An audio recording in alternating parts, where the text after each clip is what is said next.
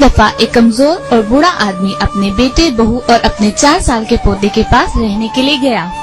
कमजोरी और बुढ़ापे की वजह से उसके हाथ कांपते और नजर भी सही नहीं आता था।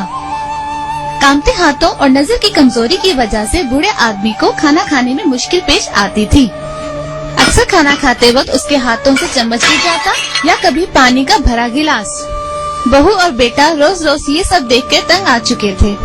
बेटे ने बहू से कहा कि अब्बा जान का कुछ करना पड़ेगा। हर रोज ये सब देख देख कर मैं तंग आ चुका हूँ। कभी प्लेट गिरती है तो कभी दूध। मेहमानों के सामने तो मुझे अलग शर्मिंदा होना पड़ता है। चुनाचा मियाँ बीवी ने इसी दिन बूढ़े आदमी के खाने की मेज अलग कर दी और खुद दूसरे कोने में एक अलग मेज पर बैठ गए। अब सारे घर वाले एक मेज पे आराम से खाना खाते और बूढ़ा आदमी अलग बैठा रहता। चूँकि बूढ़ा आदमी खाने के बर्तन तोड़ देता था, इसलिए उसके लिए एक लकड़ी का प्याला लाया गया ताकि तोड़ फोड़ से बचा जा सके। बूढ़े वालिद को अलग करके अब मियाँ बीवी खुश थे। अलग बैठकर कभी कभी बुजुर्ग की आंखों में आंसू आ जाते, क्योंकि वो अपने आप को अकेला महसूस करते थे।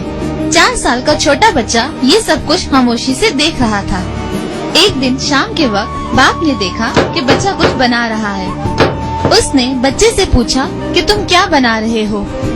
बच्चे ने जवाब दिया कि मैं आपके और अम्मी के लिए एक लकड़ी का छोटा सा प्याला बना रहा हूँ, जिसमें मैं आपको बूढ़ा होने पर खाना दूंगा।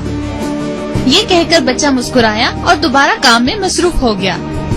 ये सुनकर वालिदैन खामोश हो गए और उनकी आंखों में आंसू आ गए और एक दूसरे को कुछ कहे बगैर देखने लगे कि हम अपने वालिद के साथ कैसा सलूक कर रहे हैं। उसी शाम बेटा खाने के वक्त अपने वालिद का हाथ पकड़कर सब घर वालों के साथ एक ही मेज पर ले आया। चुनाचा इसके बाद मियाँ बीवी ने किसी बात की परवाह न की और हर वक्त उनकी दिलजोई में लगे रहे।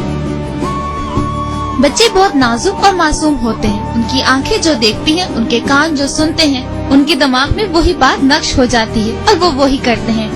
अब हम सबको ये देखना चाहिए कि हम अपने बच्चों को कैसा माहौल दे रहे हैं, क्योंकि उन्होंने इसी रवैये को अपने लिए अपनाना है।